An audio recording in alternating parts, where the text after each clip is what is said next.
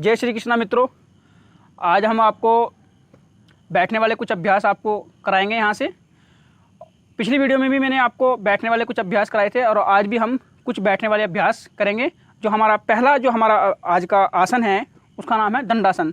तो दंडासन को करने के लिए सबसे पहले जिस प्रकार से मैंने अपने दोनों पैरों को सामने की ओर फैलाया है, इस प्रकार से आप दोनों पैरों को सामने की ओर फैला लीजिए इस प्रकार से। तो आपको विशेष ध्यान क्या रखना है कि आपकी एड़ी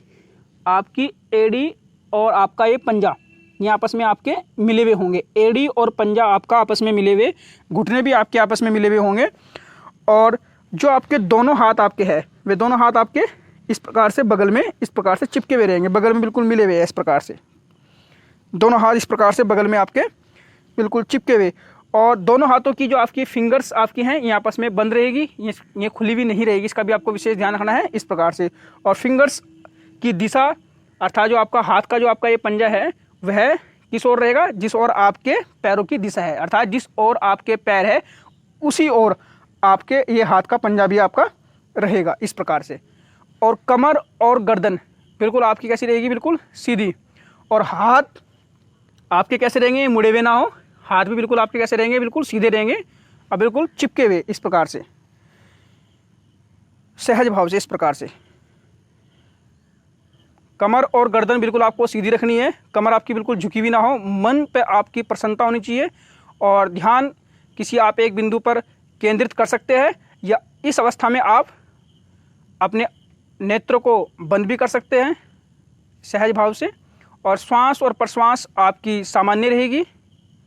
श्वास प्रश्वास को आपको किसी प्रकार से रोकना नहीं है, बस सांस और प्रश्वास अर्थात श्वास को लेना और श्वास को छोड़ना सामान्य गति से आपका चलता रहेगा प्राकृतिक रूप से।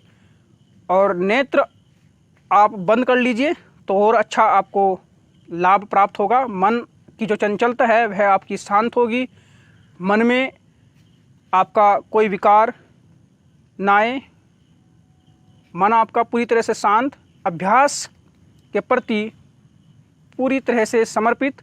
इस प्रकार से आपको ये अभ्यास करना है। श्वास प्रश्वास की गति पर आपको ध्यान रखना है, किस प्रकार से श्वास आपका नासिका के माध्यम से आपके शरीर में प्रवेश कर रहा है और किस प्रकार से श्वास आपका नासिका के माध्यम से बाहर निकल रहा है। अर्थात श्वास का जाना और श्वास का बाहर निकलना, इस पर आपको अपना ध्यान केंद्रित करना है।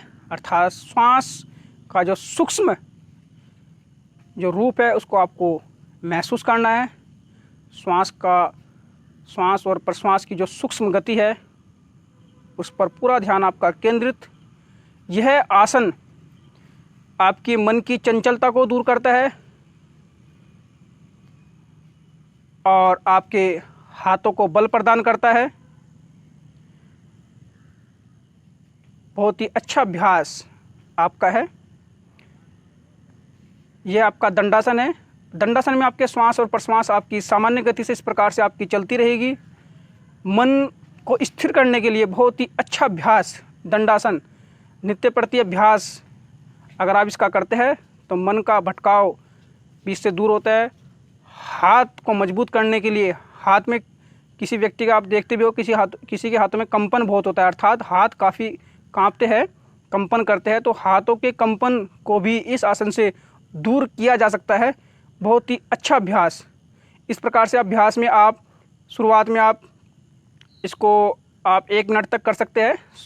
अपने नेत्रों को बंद कर मन को स्थिर कर मन को आपको श्वास और प्रश्वास पर केंद्रित कर इस अभ्यास को आप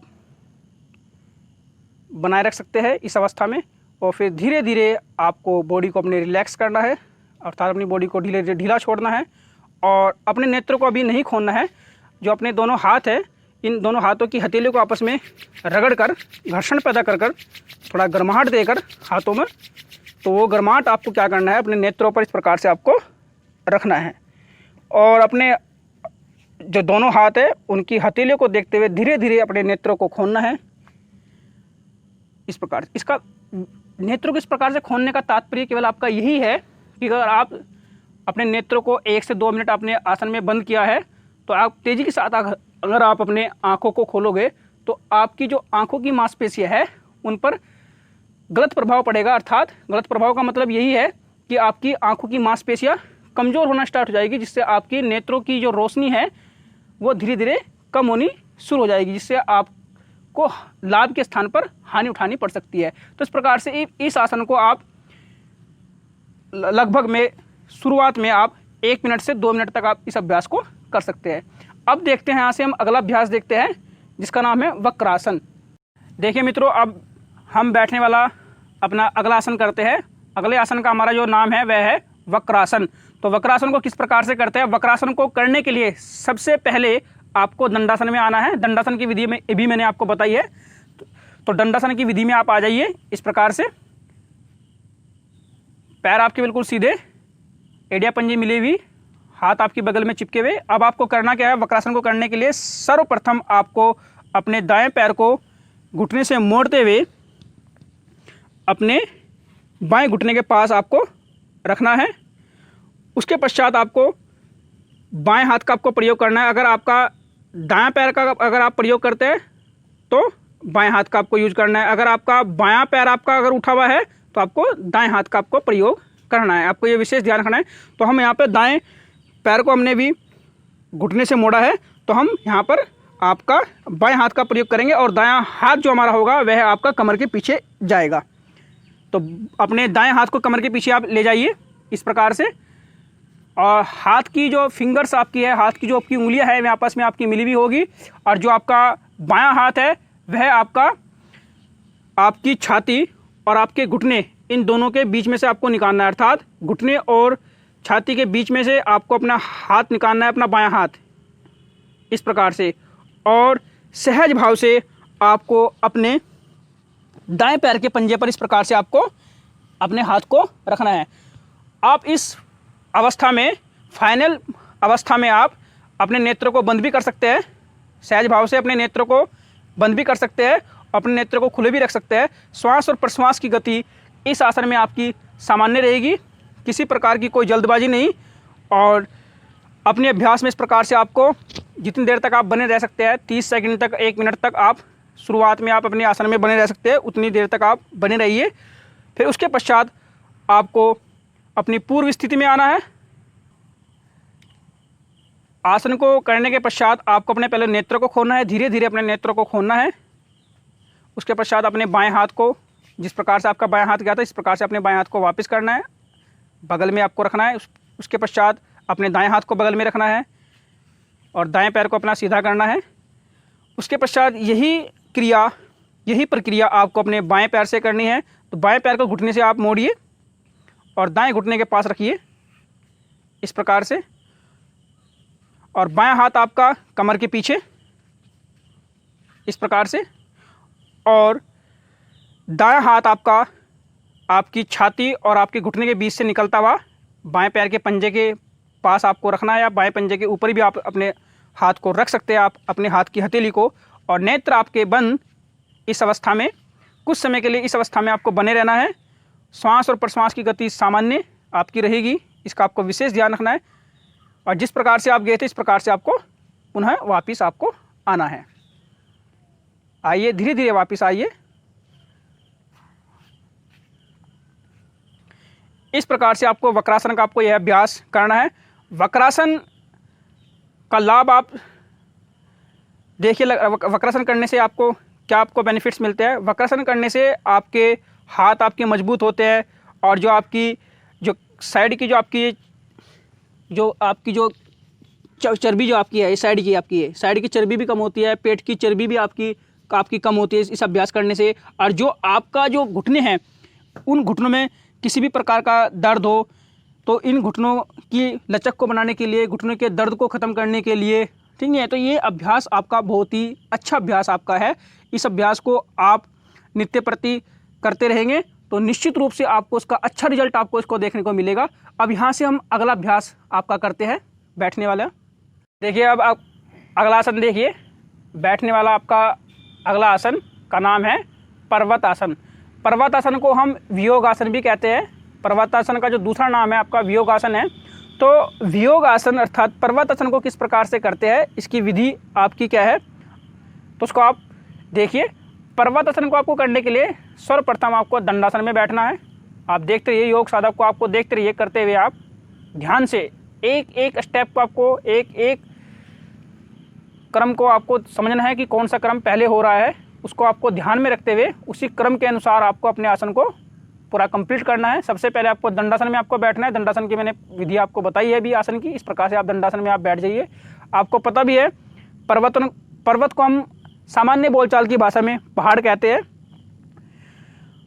और किस प्रकार से आपको करना है, सबसे पहले आपको पद्मासन बनाना है। पद्मासन बनाने के लिए आपको अपने दाएं पैर को घुटने से मोड़ते हुए अपनी बाएं जंघा पर रखिए,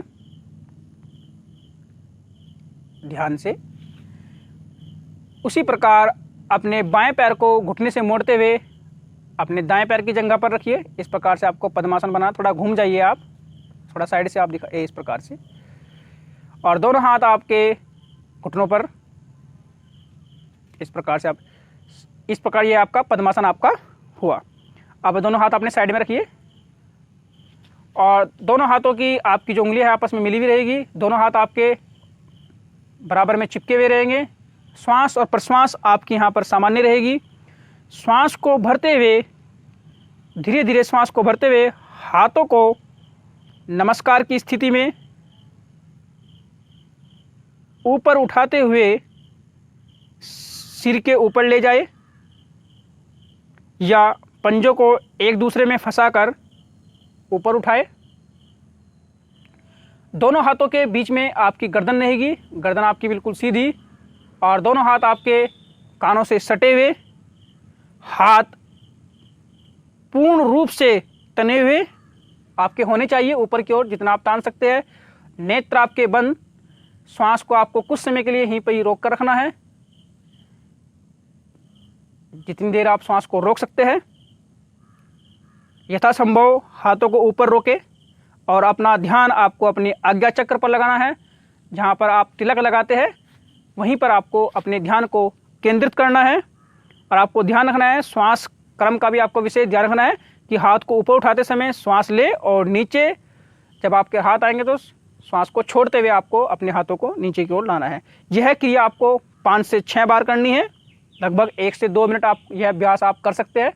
धीरे धीरे आप श्वास को छोड़ते हुए वापस अपनी स्थिति में आइए। श्वास को धीरे धीरे छोड़ते हुए, जिस प्रकार से आप गए थे इस प्रकार से आपको धीरे धीरे श्वास को छोड़ते हुए आपको वापस आना है। यह आपका एक चक्र हुआ। इस प्रकार से आपको 5 से 6 चक्र इसके आपको करने हैं। लगभग इस आसन को आपको 1 से 2 मिनट आपको यह आसन आपको करना है। अब देखिए वियोग आसन अर्थात पर्वत आसन को करने से क्या लाभ आपको। पहला लाभ, पर्वत आसन करने से आपके हाथों का कांपना बंद होता है। अर्थात अगर आपके हाथ कांपते हैं तो पर्वत आसन करने से आपके जो हाथों का जो कंपन है वह दूर किया जा सकता है। हाथों के कंपन को समाप्त करने के लिए यह आसन आपका बहुत ही अच्छा आसन आपका है। हाथों की मांसपेशियों को मजबूत करने के लिए भी यह आसन आपका बहुत ही अच्छा अभ्यास आपका है। और यह आसन आपके फेफड़ों को भी मजबूत करता है। आपके मेरुदंड अर्थात आपकी रीढ़ की हड्डी पर बहुत ही अच्छा प्रभाव यह आसन आपका डालता है। अगर किसी व्यक्ति को हर्निया की समस्या है, हर्निया पर भी इसका सामान्य प्रभाव देखने को मिलता है, अर्थात सामान्य प्रभाव इसका हर्निया पर काफ़ी अच्छा पड़ता है। तो हर्निया वाले व्यक्ति भी इस आसन का अभ्यास कर सकते हैं। इस प्रकार से हम देखते हैं कि यह अभ्यास बहुत ही अच्छा अभ्यास आपका है। तो देखो ये आपके इस पर्वतासन के वियोगासन के आपके लाभ रहे। अब हम यहाँ पर बैठने वाले में अगला आसन आपका करते हैं। देखिए मित्रों, अब हम यहाँ से अपना अगला अभ्यास करते हैं बैठने वाला, जिसका नाम है योग मुद्रासन। तो योग मुद्रासन किस प्रकार से आपको करना है। योग मुद्रासन आपको करने के लिए सर्वप्रथम आपको दंडासन में बैठना है। दंडासन में आप बैठ जाइए। उसके पश्चात पद्मासन बनाइए। पद्मासन की विधि मैंने आपको बताया है। पद्मासन आप बनाइए। दाएं पैर को उठाकर बाएं पैर की जंघा पर और बाएं पैर को उठाकर दाएं पैर की जंघा पर रखिए। थोड़ा घूम जाइए आप इस प्रकार से। पद्मासन में शांत चित होकर आंखें बंद कर बैठे। कमर गर्दन आपकी सीधी। प्रारंभिक अवस्था में दोनों हाथों को पीठ के पीछे ले जाए। पीठ के पीछे आप दोनों हाथों को ले जाए। एवं दोनों हाथों की कलाई को पकड़े, अर्थात दाएं हाथ से बाएं हाथ की कलाई को पकड़े और बाएं हाथ से दाएं हाथ की कलाई को आपको पकड़ना है।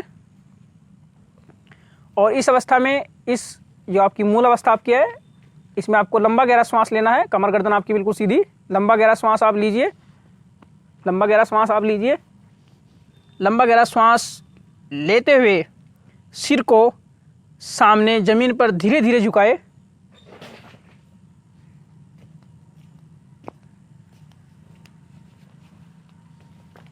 धीरे धीरे झुकाए। श्वास को कुछ समय के लिए आपको रोक कर रखना है। माथा जमीन से स्पर्श कराए। अगर आपका माथा जमीन से स्पर्श नहीं हो रहा है तो कोई बात नहीं है, जितना आप झुक सकते हो उतना झुकने का प्रयास करें। श्वास को कुछ समय के लिए आपको रोकना है। 10 से 15 सेकंड तक उसी अवस्था में, इसी अवस्था में आपको बने रहना है 10 से 15 सेकंड तक। और धीरे धीरे श्वास को भरते हुए वापस अपनी मूल अवस्था में आना है। धीरे धीरे श्वास को भरते हुए अपनी मूल अवस्था में आइए आप।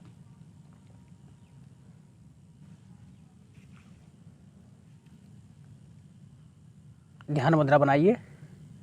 यह क्रिया आपको 5 से 6 बार आपको यह क्रिया आपको दोहरानी है, श्वास और प्रश्वास के साथ। श्वास क्रम का आपको विशेष ध्यान रखना है। झुकते समय श्वास को छोड़ना है और पूर्ण आसन की स्थिति में धीरे धीरे गहरी श्वास ले और वापस मूल अवस्था में आते समय श्वास को ले।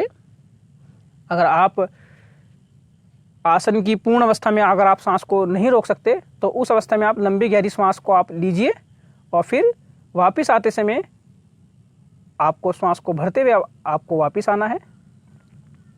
इसका आपको ध्यान रखना है। अब इसके आप लाभ देखिए। इस आसन के लाभ आपके क्या है। इस आसन को करने से, इस योग मुद्रासन को करने से आपके शरीर पर क्या प्रभाव आपके पड़ते हैं। यह क्रिया करने से आपका पाचन संस्थान अर्थात जो आपका डाइजेस्टिव सिस्टम जो आपका है वह बहुत ही अच्छा बनता है। अर्थात आपका पाचन संस्थान की जो क्रिया है वह आपकी तीव्र होती है। तो पाचन संबंधी सभी प्रकार के दोष इस आसन को करने से आपके समाप्त होते हैं, क्योंकि इसका पूरा प्रभाव आपके रीढ़ की हड्डी और आपके पेट पर विशेष रूप से पड़ता है। तो इसलिए यह आपका आसन पाचन संस्थान की सभी प्रकार की समस्याओं को आपको दूर करता है और आपकी जो स्मॉल इंटेस्टाइन और लार्ज इंटेस्टाइन अर्थात छोटी आंत और बड़ी आंत से संबंधित सभी प्रकार के दोषों को भी दूर करता है। अर्थात कोष्ठबद्धता अर्थात किसी व्यक्ति को कब्ज की अगर समस्या है तो कब्ज की समस्या से भी आपको निजात मिल सकती है इस अभ्यास को करने से। और फेफड़ों का संकुचन भी आपका ठीक होता है इस अभ्यास को करने से। और आध्यात्मिक लाभ भी आपको इस आसन से आपको प्राप्त होते हैं। अर्थात आध्यात्मिक लाभ क्या कि हमारे शरीर में जो एनर्जी है अर्थात जिसको हम चक्र बोलते हैं, तो इन चक्रों को जागृत करने के लिए भी यह आसन आपका बहुत ही अच्छा आपका आसन है, क्योंकि इसका प्रभाव आपका आज्ञा चक्र और मूलाधार चक्र, जो हमारा मूलाधार चक्र है और जो हमारा आज्ञा चक्र है, इसको जागृत करने के लिए भी यह आपका आसन बहुत ही अच्छा आसन आपका है। मेरुदंड को भी आपको काफ़ी अच्छा लाभ इससे प्राप्त होता है। जो आपकी रीढ़ की हड्डी है इसमें भी इसका काफ़ी विशेष भूमिका रहती है। अर्थात आपके मेरुदंड को स्वस्थ रखने के लिए, मेरुदंड संबंधी सभी प्रकार की समस्या को समाप्त करने के लिए, उससे निजात पाने के लिए यह आसन आपका बहुत ही अच्छा है। और कुंडली शक्ति को जागृत करने के लिए अर्थात कुंडली जागरण के में भी यह आपका आसन आपका सहायक है। आपको सावधानी इसमें क्या रखनी है, इस आसन को करने के लिए कुछ सावधानी भी आपको ध्यान रखनी है। सावधानी पहली क्या है कि ऐसे व्यक्ति जिनको हाई बीपी की समस्या अर्थात जिनको उच्च रक्तचाप की समस्या है, ऐसे व्यक्ति इस आसन का अभ्यास ना करें। गर्भवती महिलाएं इस आसन का अभ्यास ना करें। और ऐसे व्यक्ति जिनको साइटिका की प्रॉब्लम्स है, जिनको हार्ट की प्रॉब्लम है, जो हार्ट रोग से जो व्यक्ति पीड़ित है, तो ऐसे व्यक्ति इस आसन का अभ्यास ना करे। इसमें आपको इस बात का आपको ध्यान रखना है। सावधानी को भी आपको ध्यान रखना है। सावधानी को ध्यान में रखकर ही आपको इस आसन का अभ्यास आपको करना है। और आसन का अभ्यास आप नित्य प्रति करते रहिए। हर आसन का अभ्यास आप नित्य प्रति करते रहिए तो आपको निश्चित रूप से आपको सकारात्मक प्रभाव आसनों के आपको देखने को आपको मिलेंगे। देखिए मित्रों, आपके ये आपके बैठने वाले अभ्यास आपको बताए गए हैं और आशा करता हूँ कि आप नित्य प्रति योगाभ्यास आप करते रहेंगे। और आपको ये भी विशेष ध्यान आपको रखना है कि जो जो विधि आपको बताई गई है, श्वास प्रश्वास का आपको बताया गया है और सावधानी का आपको बताया गया है आसनों में, उसका भी आपको विशेष रूप से आपको ध्यान रखना है। एक एक चीज़ को आपको ध्यान से समझना है, उसी के अनुसार ही आपको अभ्यासों को करना है। जल्दबाजी किसी प्रकार के अभ्यास में आपको नहीं करनी है। और आशा करता हूँ कि आप योगाभ्यास आप करते रहेंगे और अपने शरीर को आपको स्वस्थ रखते हुए दूसरों को भी आपको क्या करना है, योग के लिए प्रेरित करना है। और इसी आशा के साथ आप सभी मित्रों को जय श्री कृष्ण।